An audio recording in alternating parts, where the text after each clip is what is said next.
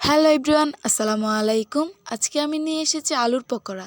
যারা সন্ধ্যাবেলা খুব তাড়াতাড়ি নাস্তা তৈরি করতে চান তাদের জন্য এই রেসিপিটা। প্রথমে আমি বড় সাইজের একটি আলু মিশিয়ে কুচি করে নিয়েছি এবং পরিষ্কার করে ধুয়ে নিয়েছি। আর এতে যা যা উপকরণ লাগে তা দিয়ে দিব।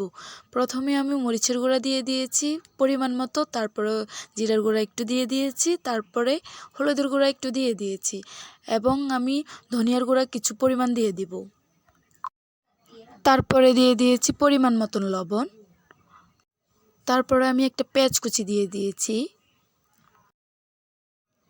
তারপরে দিয়ে দিব হাফ কাপ ময়দার গুঁড়া।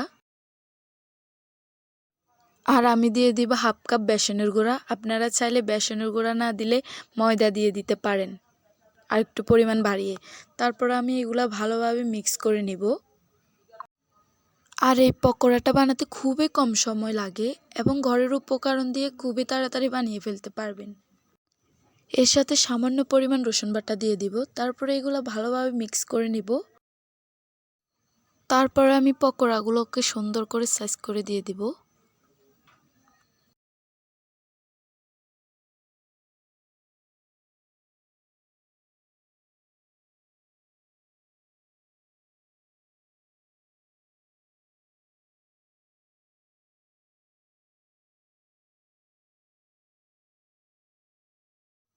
আর আমি পকোড়াগুলোকে হালকা আঁচে ভেজে নিব।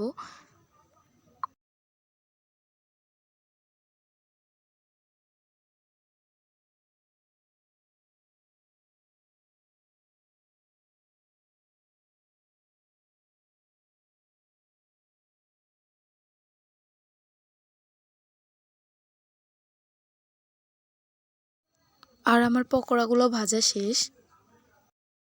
আমি সবগুলা পকোড়া হালকা আঁচে ভেজে নিয়েছি এবং পকোড়াগুলো খুবই মচমচে হয়েছে।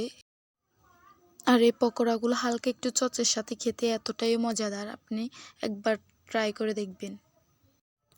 আমার ভিডিও ভালো লাগলে চ্যানেলটিকে সাবস্ক্রাইব করে দিবেন এবং সবাই ভালো থাকবেন। আল্লাহ হাফেজ।